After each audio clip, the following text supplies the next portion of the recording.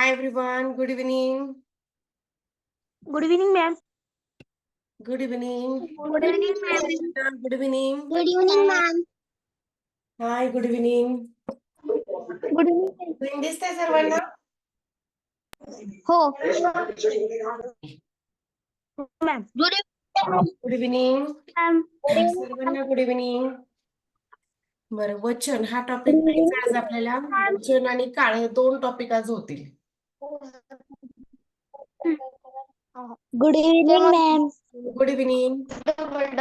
Good evening, ma'am. सर्वांना good evening. बरं, करायची सुरुवात आपण वचनला. वचन हा टॉपिक पाहू.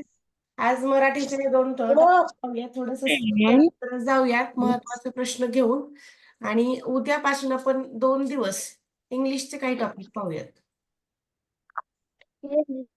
ओके. बुद्धिमत्ता. बरं, पाहता नेमकं वचन म्हणजे काय? वचन कशाला म्हणायचं? वचन म्हणजे इथे काही प्रॉमिस नाही. वचन म्हणजे वस्तू एक आहे का अनेक आहे हे ज्या नामावरून कळतं त्याला म्हणायचं वचन. इथे डेफिनेशन आहे, ते डेफिनेशनही आपण पाहूयात. पहा, पुस्तक या नामावरून पुस्तक म्हणजे एका पुस्तकाचा बोध होतो. फक्त पुस्तक एक आहे की अनेक आहे एवढं. आणि पुस्तके म्हटलं की आपल्याला लगेच लक्षात येतं की हे अनेक आहेत. पुस्तक म्हटलं की एक आहे. पुस्तके या नामावरून अनेक वस्तूंचा बोध होतो. घर या नामावरून एका घराचा बोध होतो, तर घरे या नामावरून अनेक घरांचा बोध होतो. वस्तू एक आहे की अनेक आहे हे कळते, त्याच नामाचे वचन म्हणतात. वचन म्हणजे नामाचाच एक प्रकार आहे. वचन म्हणजेच नामाचे अनेक प्रकार असतात. जसं की लिंग हा सुद्धा नामाचाच प्रकार आहे. जसं वचन हे देखील नामाचं वचन ठरवलं जातं. नामाचाच प्रकार येतो वचन. एक वचन आणि अनेक वचन. वचनाचे दोन प्रकार, एक वचन आणि अनेक वचन. एक वचन नेमकं कशाला म्हणायचं पहा, जेव्हा नावावरून एकाच वस्तूचा बोध होतो तेव्हा त्याचे एक वचन असते. जसे की पान, वही, फळा. पान म्हटलं की आपण आपल्या डोळ्यासमोर एकच पान येतं. वही म्हटले की एकच येते. पण वह्या म्हटल्यानंतर अनेक वह्या येणार आहेत. जेव्हा एकच गुड इव्हिनिंग, मॅम. डोळ्यासमोर वस्तू येते तेव्हा त्याला म्हणायचं एक गुड वचन. Evening, ma'am. Good good evening. Evening, ma'am. Good evening. आणि माईक बंद ठेवा. एकवचनी सर्वनाम. आता एकवचनी सर्वनाम कोणकोणती असतात पहा. सर्वनामांमध्ये सुद्धा सर्वनामांवरून सुद्धा काय होतंय, सर्वनामावरून क्रियापदावरून सुद्धा आपण एक वचन आणि अनेक वचन ठरवू शकतो. जसं की आता सर्वनाम आहे पहा, मी म्हंटले की आपण एकटा. आणि आपल्यासोबत जर आणखी कोणी असतं तर आपण काय म्हटलं असतं, आम्ही.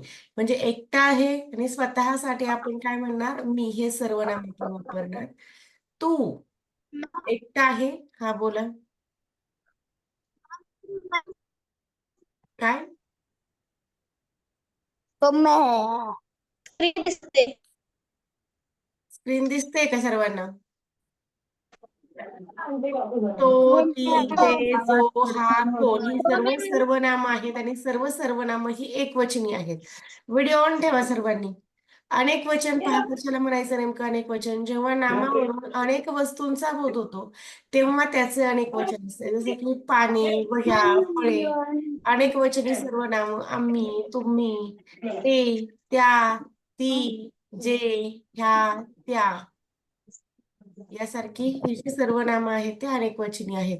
आता इथे काही पुल्लिंगी शब्दांनी त्यांची अनेक वचनं दिलेली आहेत. जसं की आंबा, आंब्याचं अनेक वचन, आंबाचं अनेक वचन होईल आंबे.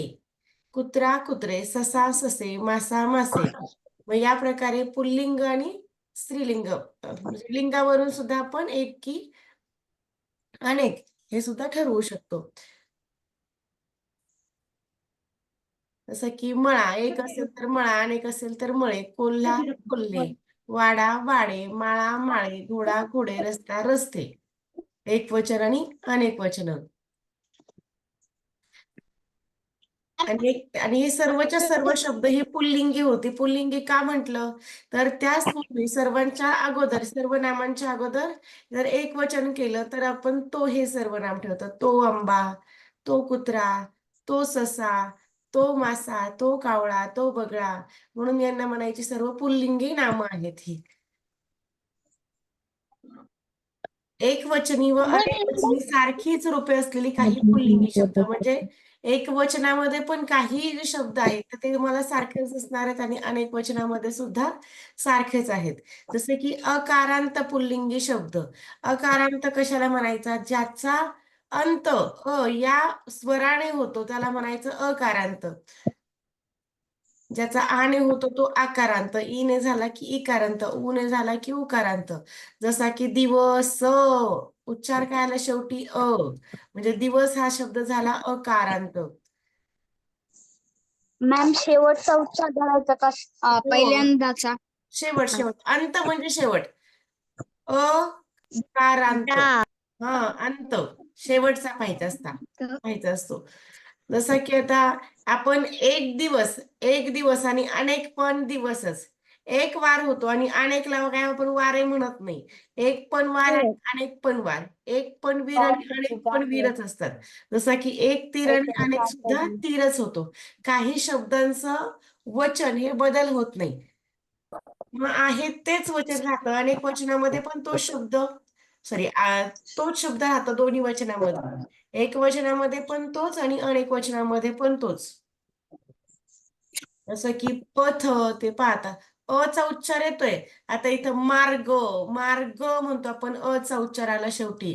असं काही नाही की सर्व शब्द हे फक्त एक अक्षरी असतात असं काही नाही इथे. म्हणजे काही जोड शब्द सुद्धा अकारांत असतात, रफारवाले असतात, कुठल्याही प्रकारचे. तरुण, मित्र, पुत्र, अकारांत समजलं सर्वांना. पण आता हा शब्द आहे का समजा गुहा, मग गुहा शब्द अकारांत आहे, आकारांत, इकारांत, उकारांत कुठल्या प्रकारामध्ये येणार? उकारांत. आकारांत. Very good. आकारांत. याला म्हणतात आकारांत. मॅम आकारांत कसा येणार? एकच मिनिट हा. मॅम आकारांत कसा येणार? मॅम शेवट म्हणून आकारांत मॅम मात्रा आहे म्हणून त्याचा उच्चार हा शेवटच्या अक्षरावरून ठेवायचं अकारांत, इकारांत. आलं लक्षात तुम्हाला? जसं की आता शिवा हा शब्द घेतला शिवा. मग शेवटी काय म्हणतो? कानाला आला की नाही? मग काय झालं? आकारांत. याला म्हणायचं आकारांत. पण समजा आता माई शब्द झाला. माई. आता ई कसा दीर्घ. म्हणून हा इकारांत झाला. ओके. आता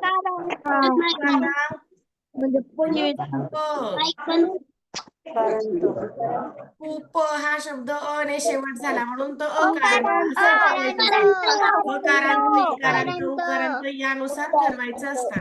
आता काही इकारांत पुल्लिंगी शब्द पाहूयात. इकारांत. आता इकारांत कसा ठरवलाय पहा. त्याचा शेवट ई ने झाला तो इकारांत. मग आता शेवट पण कसा इकारांत हा ठरवताना काय करायचं? दुसरी वेलांटीवाले सर्व शब्द हे दीर्घ इकारांत असतात. इकारांत हे ऱ्हस्व पण असतात आणि दीर्घ पण असतात. मग ऱ्हस्व कशाला म्हणायचं आणि दीर्घ कशाला म्हणायचं? असा जर कवी शब्द लिहिला तर हा इकारांत होतो इमारतीमधल्या ईचा म्हणजे याला म्हणायचं ऱ्हस्व ई. पण हाच जर कवी शब्द आपण असा लिहिला हा कवी तर हा दीर्घ झाला. दुसरे वेलांटीवाले सर्व शब्द ज्याचा अंत दुसऱ्या वेलांटीनं झाला आहे तर ते सर्व शब्द हे इकारांत असतात. जसं की शेतकरी, रोगी, धोबी, कोळी, माळी, शिंपी, व्यापारी. बरं हा रे जो आहे तो थोडासा लांबट उच्चारात असतो. शेतकरी ई उच्चार, रोगी म्हणून हा इकारांत. काही उकारांत पुल्लिंगी शब्द पाहूयात. जसा की चेंडू. एक पण चेंडू आणि हे सर्व आपण अशा प्रकारचे शब्द पाहतोय की ज्यांचं वचन बदल होत नाही. म्हणजे दोन्ही वचनामध्ये हे सारखेच राहतात. एक पण चेंडू आणि अनेक पण चेंडू. एक पण लाडू आणि अनेक पण लाडूच होतात. आता इथे उकारांत. आता हा उकारांत कसा ठरवायचा पहा. आता उसाचा जेव्हा उकारांत ठरवायचा असतो, तेव्हा शेवटचा अक्षर हे दुसऱ्या उकाराने शेवट झालेलं पाहिजे पहा. आता चेंडूमध्ये हा दुसरा उकार आहे. म्हणून हा उसावाला उकारांत म्हणजे त्याला दीर्घ उकारांत म्हणायचंय. हा उकारांत आहे. लाडू. पण आपण जर शब्द लिहिला असता, समजा हाच पेरू जर आपण पहिल्या उकारामध्ये लिहिला असता, तर काय झालं असतं हा? हा उकारांत झाला असता उखळावाला. किंवा आपण एखादा शब्द असा लिहिला आणि त्याला पहिलाच उकार दिला, तर तो उकारांत होणार उखळावाला. हे इकारांत, उकारांत, एकारांत या प्रकारे ठरवतात. अंतावरून ठरवायचे फक्त. ज्या नामाचे अनेक वचन होताना त्यात काहीच बदल होत नाही. त्या नामाचे वचन व्याख्याच्या क्रियापदावरून ठरवता येतं. म्हणजे आता इथे नेमकं वचन एक आहे की अनेक आहे? जरी आपल्याला त्या नामावरून ठरवता नाही आलं, तरी आपण बऱ्याच वेळा वचन हे सर्वनाम आणि क्रियापदावरून ठरवत असतो. आता इथे क्रियापदावरून कसं ठरवलंय पहा. पोपट पेरू खातो. मग आता खातो म्हणजे हा नक्की एकटा आहे.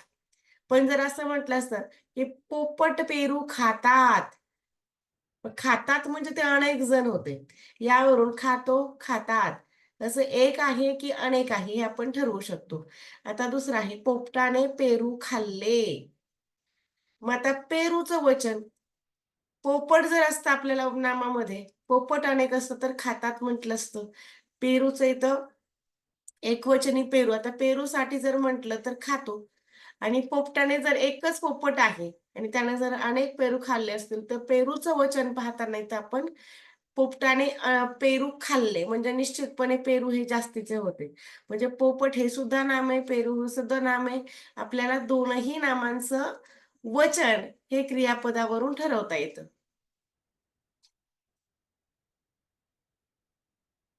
काही स्त्रीलिंगी शब्द व त्यांची अनेक वचने पाहूयात. जसं की ती तार. आता इथे यांना स्त्रीलिंगी का म्हटलं तर इथे प्रत्येक शब्दाच्या अगोदर किंवा प्रत्येक नामाच्या अगोदर ती हे सर्वनाम घ्यावं लागतं. ती तार, ती धार, ती लाट, ती वाट, ती माळ, ती भिंत, ती भुवई, ती रजई हे सर्व शब्द. तारचं तारा, भिंत, भिंती, भुवई, भुवया, रजई, रजया या प्रकारचे हे सर्व शब्द एकवचन आणि अनेक वचनामध्ये बदल होणार आहे. बरं आता हे भरपूर सारे शब्द आहेत. इथे सुद्धा एकवचन आणि अनेक वचन सारखी असणारी स्त्रीलिंग आहेत. आता आकारांत, इकारांत, उकारांत कशाला म्हणायचं हे आपण पाहिलं. शाळा, आता इथे आणे शेवट झाला म्हणून हा आकारांत झाला. घंटा, आणे अंत झाला म्हणून आकारांतमध्ये येतो. इकारांत पहा व्यक्ती, युवती, दुसरा वेलांटीवाले. आता इथे महिला, आता इकारांत स्त्रीलिंगी शब्द. तर महिला हा तर आकारांतामध्ये असायला हवा. पण महिला इथे हा इकारांत दिलेला हा आकारांतच येणार आहे. जर विचारला तर आकारांत. महिला आने अंत होतो तर तो आकारांत मध्येच जातो. उकारांत स्त्रीलिंगी शब्द वधू, वास्तू, वस्तू हे झाले. दुसऱ्या उकारावाले सर्वच शब्द जे की शेवटी येणार आहे. दुसरा उकार शेवटी हवा मात्र. तर ते झाले उकारांत. ज्या स्त्रीलिंगी नामाचे अनेक वचन होताना त्यात काहीच बदल होत नाही. त्या नामाचे वचन वाक्याच्या क्रियापदावरून ठरवता येतं.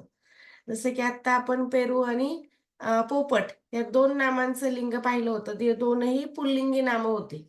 आता आपण स्त्रीलिंगी नामांचं लिंग कसं बदललं जातं क्रियापदावरून ते पाहूया. जसं की संगीत महोत्सवात गायिका फार छान गायली. पहा गायिका हे होतं स्त्रीलिंगी नाम. तर गायली हे झालं क्रियापद. मग एकटीच होती म्हणून आपण गायली म्हटलं.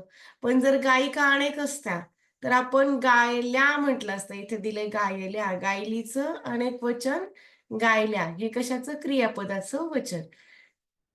क्रियापदावरून सुद्धा आपण ठरवू शकतो. एक आहे की अनेक आहे.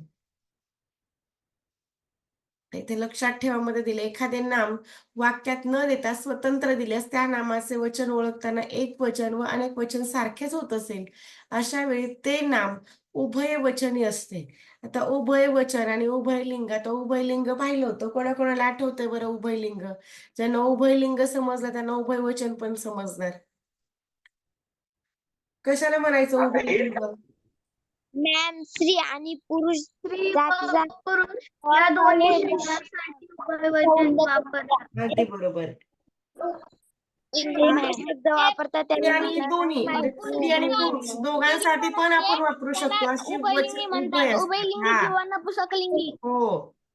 लिंगामध्ये स्त्री आणि पुरुष, आणि इकडे पण तसंच, की दोन्ही प्रकारचं नाम, स्त्रीलिंगी पण आणि पुल्लिंगी पण नाम. हा, यांचा ज्या वचनामध्ये म्हणजे सारखंच वचन असतं यांच्यामध्ये. इथं दिलंय पहा, जसं की प्रतिज्ञा, एक प्रतिज्ञा, अनेक प्रतिज्ञा.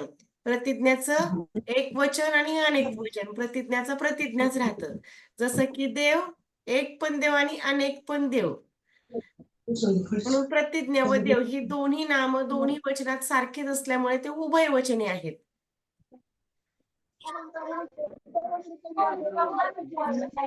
नेमकं निश्चितपणे आता उभय वचनामध्ये काय होत असतं, की निश्चितपणे माहित नसतं की इथे स्त्री की पुरुष आहे.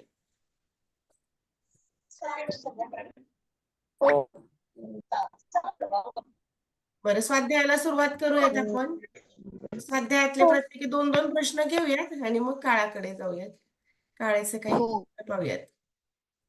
पुढील प्रत्येक शब्द गटातील एकवचनी शब्दाच्या पर्याय क्रमांकाचे वर्तुळ रंगवा. एकवचनी शब्द निवडायचे पहा.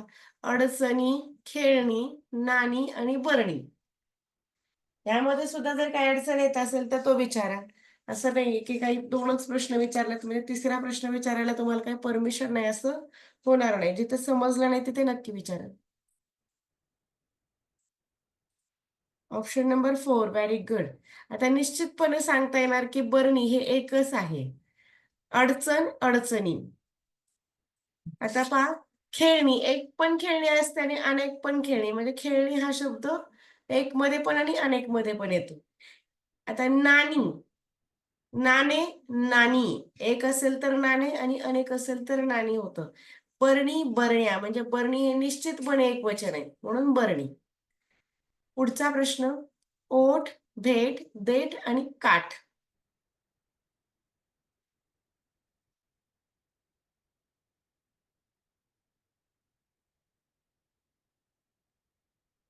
पर्याय क्रमांक 2, अगदी बरोबर.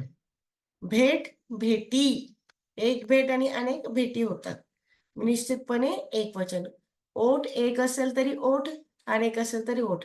देठ, देठ, एक आणि अनेक मध्येही सारखेच येतात इतर तिन्ही शब्द. बरं, आता हा प्रश्न प्रकार समजला असेल. जाऊयात आपण पुढच्या प्रश्नाकडे. प्रश्न प्रकार दुसरा पाहूयात. पुढील प्रत्येक शब्द गटातील अनेक वचनी शब्दाच्या पर्याय क्रमांकाचे वर्तुळ रंगवा. आता अनेक वचनी शोधायचं आहे. निश्चितपणे अनेक वचनी कोण आहे तो पाहायचा आहे.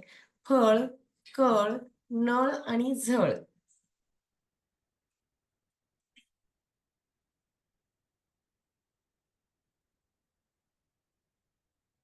पर्याय 2 नाही होणार. पर्याय 2,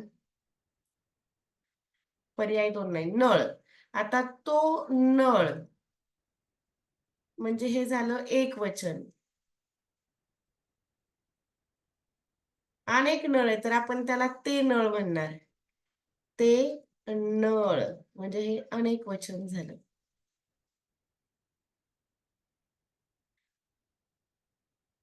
फळ, फळे, कळ, कळच. एक मिनिट हा, चार्जिंग संपत आली. झळ, झळया. पण नळ हे असायला हवं. एकदा आन्सर केला चेक करून पहा तुम्ही. काय आहे, नळ आहे की कळ आहे? पुढचा प्रश्न, प्रश्न क्रमांक 2. माडी, दिंडी, पिढी आणि रूढी.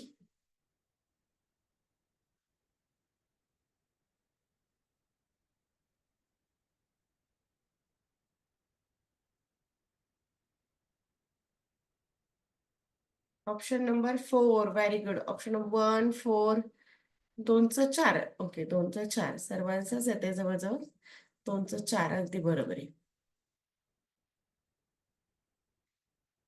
रूढी, माडी माड्या, दिंडी दिंड्या, पिढी पिढ्या. पण रूढी रूढी म्हणजे काय? रूढीचं एक वचन हे रीत होतं. रीत रूढी. रीत रीती किंवा रूढी, रूढी परंपरा, रीत हे एकवचनी शब्द. बोला काय म्हणणं होतं? मुग्धाचं होतं का? माईक ऑन केलंय. हे बाकीचे जे राहिलेले प्रश्न आहेत ते तुम्हाला जमतील ना नक्की? हो यामध्ये इश्यू नाहीये. एखादा जरी प्रश्न आला नाही तर तुमच्याकडे answer त्याच्यामध्ये 4 नंबर आलेला आहे. कशामध्ये आन्सर केला? कोणत्या प्रश्नाचा? मॅम फक्त पहिला प्रश्न घ्या. आलेला आहे. हे का? तुम्ही फक्त पहिला प्रश्न घ्या. हे वेगळं आहे का? मॅम तुम्ही फक्त पहिला प्रश्न घ्या, बाकीचे प्रश्न आम्ही सोडवतो. Okay okay. 2000 कितीच आहे? हा 2008. एक एकच प्रश्न घेऊ का? उत्तर सुचिराचं होतं. मॅम हा मॅम. मॅम काल मी होमवर्क हा, मॅम, उशिरा एक पाहिला एक त्यामुळे प्रश्न होणार द्या. आहे. मला रिमूव्ह करू नका. आज पाठवा. अरे 2-2 प्रश्न पाहिजेत ना असे. एका प्रश्न प्रकारामधले 2-2 प्रश्न असे प्रश्न. तुम्हाला सोडा. मॅम एक प्रश्न पाहिला की आम्हाला माझं सगळं जास्त वेगळं प्रश्न आहे. सोडवायला मिळतात. जास्त प्रश्न सोडवायला ठेवायचे. चालेल एक एकच घेऊयात मग. पुढील ठळक अक्षरातील प्रत्येक शब्दाचे वचन बदलून त्याच्या पर्याय 2025 आहे. मला माझे सगळे प्रश्न वेगळे आहेत. बरं सगळेच. कठीण वाटतात का मग? हा कठीण वाटत असतील तर सांगा. किंवा मग तुम्ही हे शेवटी आन्सर केला पाहून. मराठीमध्ये असं काही खूप इश्यू करण्यासारखे प्रश्न नसतात. जरी तुमचे चुकलेत तर तुम्हाला आन्सर की आहे शेवटी तुम्ही नंतर समजून घेऊ शकतात. आपल्याला जास्त फोकस करायचं तर बुद्धिमत्ता आणि गणितावरती. आणि ज्या काही छोट्या मोठ्या ट्रिक्स आहेत त्या इंग्लिश मधल्या. सेंटेन्स मध्ये किंवा थोडस ग्रामर मध्ये. ग्रामर पण तुम्हाला असं काय हाय लेवलचं नाही, एकदम सोप्या प्रकारचं ग्रामर आहे. हा बोला. हा बोला. रूढी म्हणजे काय? रूढी परंपरा. एखादं काम पहिल्यापासून आपल्या घरामध्ये कोणीतरी करतंय तर त्याला म्हणायचं ही आमची रूढी आहे किंवा परंपरा आहे. आपल्या आजी आजोबांपासून चालू एखादं कार्य की आपण जे नेहमी नेहमी करतो म्हणजे आमची ही झाली परंपरा. आणि एखादा सण साजरी केला जातो. मग आमच्या या परंपरेनुसार आम्ही सण साजरा करतो. ही परंपरा. जे आपले पूर्वज करत होते तेच आपण पुढे चालू ठेवतो करणं. तर त्या परंपरा. मॅम हा बोला. विसंगत म्हणजे काय? विसंगत म्हणजे ऑड, वेगळं असणं. विसंगत म्हणजे ऑड, वेगळा. वेगळा. पुढील प्रत्येक प्रश्न गटातील वचन बदलानुसार विसंगत पर्याय निवडून त्याच्या क्रमांकाचे वर्तुळ. आता यामध्ये ऑड असणं आणि बदल. विसंगत म्हणजे काय? ज्याला काही प्रश्न असेल ना त्यांनी हँड रेस करा. बोला प्रांजल. माईक ऑन आहे प्रांजल. कोणता व्यक्ती का? क्वेश्चन नंबर 3 नाही घेतला. Question number 3. ओके ओके घेऊयात. हा पाहिलंच नाही. मला वाटलं आपला पोरच आला. काल मी होमवर्क उशिरा पाहिला त्यामुळे मी आज पाठवणार आहे. मला रिमूव्ह करू नका. मुलांचा एवढाच होमवर्क येतच नाही. सर्वांचे होमवर्क आज आले पाहिजेत. ज्यांचा काल राहिला त्यांनी आज होमवर्क पाठवा. पुढील ठळक अक्षरातील प्रत्येक शब्दाचे वचन बदलून त्याच्या पर्याय क्रमांकाचे वर्तुळ रंगवा. उद्यान. उद्यान या शब्दाचं अनेक वचन. उद्यानी, उद्यान, उद्याने की उद्याना. उद्यान म्हणजे बगीचा पण ज्यामध्ये खेळण्या वगैरे असतात असे एखादी मोठी बाग त्याला म्हणायचं उद्यान. उद्यानामध्ये खेळणी, प्राणी किंवा लहान मुलांसाठी काही हे असतात पहा, खेळणे वगैरे असतात, सीसॉ वगैरे असं काही, तर ते उद्यान झालं.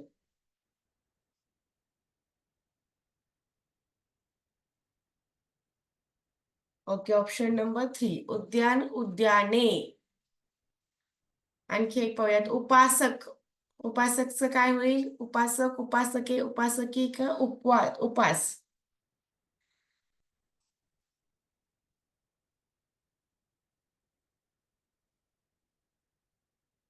ऑप्शन 3. ओके, 1, 2 अशी आन्सर्स येत आहेत. पुन्हा एकदा 3 आलं. ऑप्शन नंबर 1 राईट आहेत, उपासक. उपासकचं एक वचन पण उपासक आणि एक वचन पण उपासकच होतं. पुढील प्रत्येक प्रश्नातील वचन बदलानुसार विसंगत पर्याय ओळखायचा आहे. पाहता, काळजी, आनंद, विश्वास आणि बदल यामध्ये कोण कोण ऑड आहे तो पाहायचा आहे.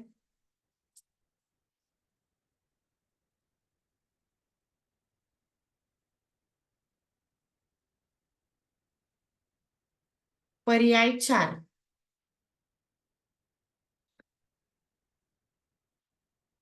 आता काळजी, आनंद, विश्वास, बदल म्हणजे आता हे एक प्रकारच्या भावना होत्या, त्यांच्यामध्ये हा बदल हा वेगळा झाला यांच्यामध्ये.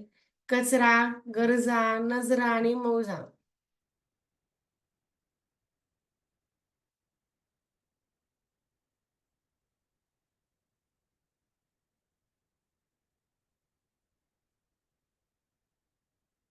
पर्याय क्रमांक 1 बरोबर आहे, 4 नाही. बऱ्याच जणांचं 4 येतंय.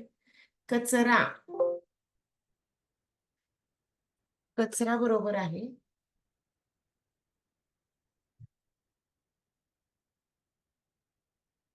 बरं, आता पुढचा प्रश्न प्रकार पाहूयात. प्रश्न क्रमांक 5. किती प्रकार आहेत? 7 प्रकार आहेत. प्रश्न प्रकार 5वा पहा. पुढील प्रत्येक वाक्यातील अधोरेखित केलेल्या शब्दाचे वचन ओळखा. आजोबांनी मला स्वच्छतेचे संदेश स्पष्ट करून सांगितले. संदेश या शब्दाचं अनेक वचन किंवा एक वचन, म्हणजे इथे वचन बदल करायचा. एक असेल तर अनेक करा, अनेक असेल तर एक करा. सॉरी, ओळखायचंय, फक्त वचन ओळखायचे. संदेश एक आहेत की अनेक आहे?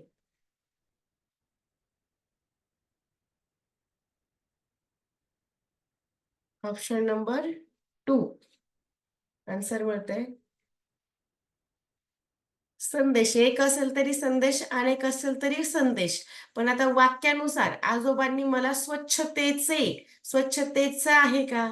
स्वच्छतेचे म्हणजे अनेक संदेश आहे त्यामध्ये. स्वच्छतेचे अनेक संदेश स्पष्ट करून सांगितले. म्हणजे जे क्रियापद आहे ते सुद्धा अनेक वचनी आहे. आणि त्यापूर्वी जे काही संदेशच्या पूर्वी हा स्वच्छता, स्वच्छता हे सुद्धा एक नाम आहे. आणि ते स्वच्छतेचे म्हणजे अनेक वचनी नामाचं हे संदेश जो शब्द आहे, तर त्याचं संदेशचं अनेक वचन सुद्धा संदेशच होतं, पण तो अनेक वचन या अर्थाने तो आलेला आहे. अनेक संदेश होते. पुढचा प्रश्न, मी परवा ऐतिहासिक नाटक पाहिले.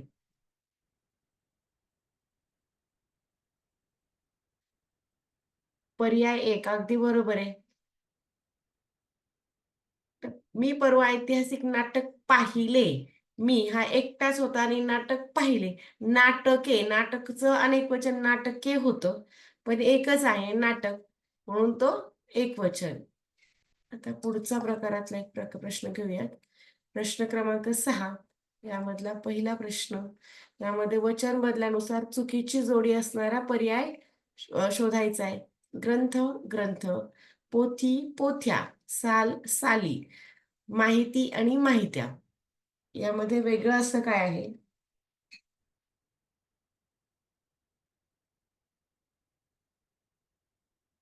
पर्याय 1, 4, 3 अशी वेगवेगळी पर्याय येऊ लागली. पर्याय क्रमांक 4 हे बरोबर आहे. एक ग्रंथ, अनेक पण ग्रंथ. पोथी, पोथ्या हा बरोबर आहे. साल, साली, साल आणि साली, ह्या साली आणि मागच्या साली म्हणजे साल साली होऊ शकतं. माहिती, माहित्या, एक पण माहिती आणि अनेक पण माहिती. पर्याय क्रमांक 4.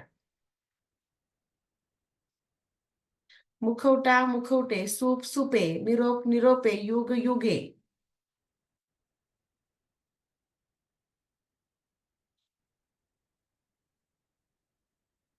2चं 1 आणि 3 अशी वेगवेगळी पर्याय आली.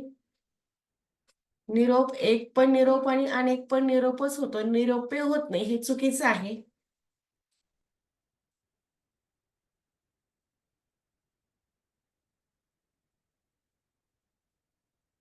प्रश्न प्रकार 7वा पाहूयात. पुढील प्रत्येक प्रश्नात दिलेल्या शब्दाचे वचन ओळखून त्याच्या पर्याय क्रमांकाचं वर्तुळ रंगवायचे. उद्योग, उद्योग हा शब्द एकवचनी आहे, अनेक आहे, उभयवचनी आहे की आधारावरती बहुवचन आहे.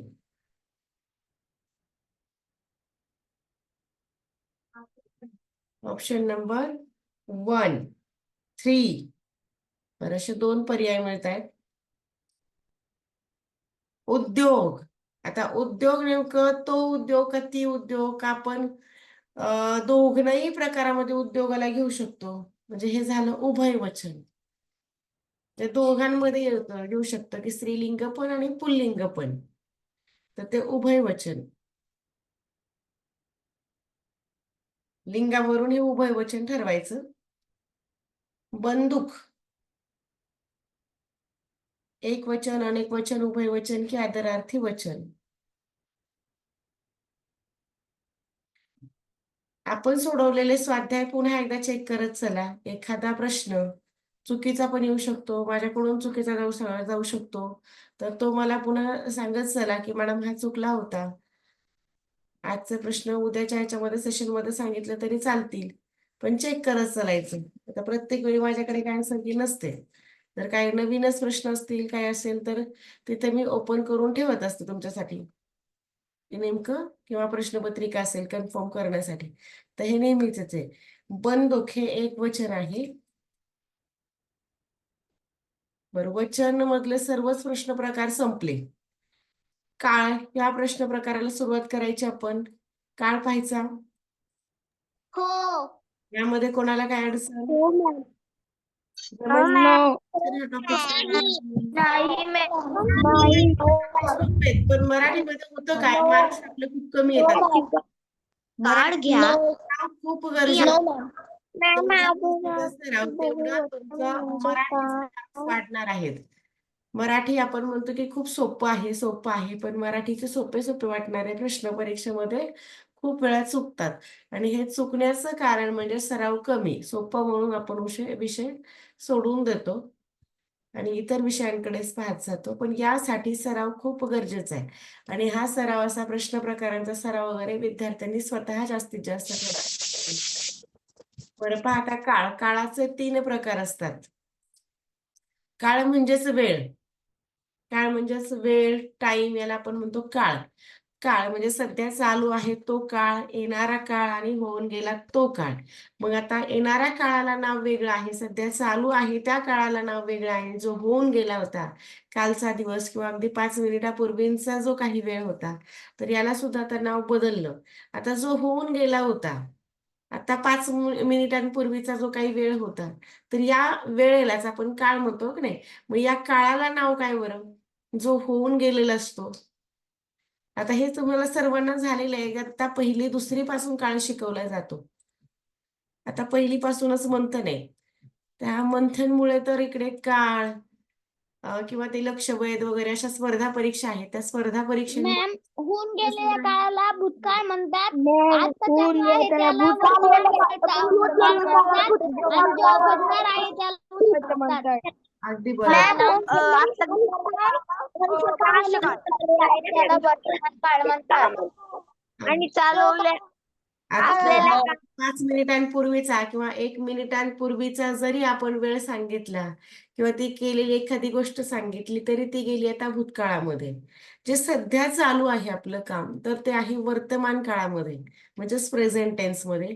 होऊन गेलेला काळ म्हणजे आपला पास्ट झाला, तो पास्ट टेन्स झाला.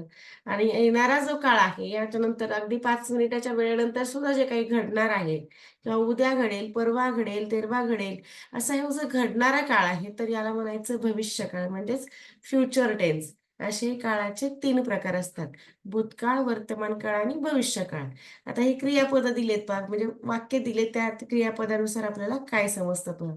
राणी अभ्यास करते, राणीने अभ्यास केला, राणी अभ्यास करील. आता करते हे झालं क्रियापद. मग राणी अभ्यास करते हे वर्तमान काळी क्रियापद आहे, म्हणून हा काळ वर्तमान काळ झाला. राणीने अभ्यास केला म्हणजे एखादी क्रिया जेव्हा पूर्ण झालेली असते, काम करून झालेलं असतं, तर त्याला म्हणायचं भूतकाळ. म्हणजेच केला हा शब्द किंवा हे क्रियापद झालं भूतकाळी. राणी अभ्यास करील, आणखी केलाय का तिने? केला नाही. आता करेल, उद्या करेल, परवा करेल, वर्षभराने करेल, पण करेल. करील सांगितलंय म्हणजे आणखी ही क्रिया झालेली नाही. जेव्हा क्रिया कोणतीच झालेली नसते, ती होणार असते, तेव्हा त्याला म्हणायचं भविष्यकाळ. काळ हा आपण क्रियापदावरून ठरवत असतो. क्रियापदावरून काळ किंवा क्रियापदावरून क्रिया केव्हा घडली याचा बोध होतो, त्यास काळ असं म्हटलं जातं. हे 3 प्रकार, वर्तमान काळ, भूतकाळ आणि भविष्यकाळ. इथे दिलेत पहा, तेच वाक्यात वर्तमान काळ, भूतकाळ आणि भविष्यकाळ. बरं, आता काही उदाहरणं. हसणे या क्रियापदाची 3ही काळातील एकवचनी व अनेक वचनी रूपे पहा. एक वचन एक जण असेल तर, अनेक असेल तर. आता सर्वनाम मी हे सर्वनाम आपण एकट्यासाठी वापरतो किंवा स्वतःसाठी, म्हणजे एकटा आहे तेव्हा. मग मी हसतो, वर्तमान काळामध्ये काय होईल? मी हसतो, मी हसलो हा झाला भूतकाळ. मी हसेन हा झाला भविष्यकाळ. आता इथे सर्वनाम आहे आम्ही. आम्ही हे अनेक वचनी सर्वनाम आहे किंवा एक वचनामध्ये सुद्धा सर्वनाम येतं, कारण बरेच जण आदराने स्वतःला आम्ही असं म्हणून घेतात. म्हणून आम्ही हसतो, आम्ही हसलो आणि आम्ही हसू हे या प्रकारे, म्हणजे सर्वनामावरून भूतकाळ, वर्तमान काळ आणि भविष्यकाळ हे कसं ठरवलं जातं ते पहा. आता हे काय एवढं घेण्याची गरज नाही, एकदा वाचलं तरी तुम्हाला लक्षात येईल.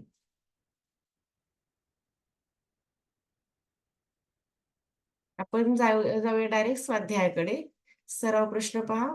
पुढील पैकी वर्तमान काळी वाक्याच्या पर्याय क्रमांकांची वर्तुळ रंगवा. आता वर्तमान काळीच वाक्य शोधायचं, म्हणजे जे सध्या क्रिया चालू आहे, मग त्या क्रियेमध्ये होत असणार वाक्य शोधायचंय. मी माझे पुस्तक उघडले होते. दुसरं आहे मी माझे पुस्तक उघडते. तिसरं आहे मी माझे पुस्तक उघडीन. चौथं आहे मी माझे पुस्तक उघडले.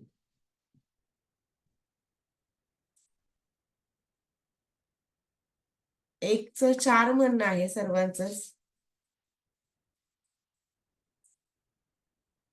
4, 2.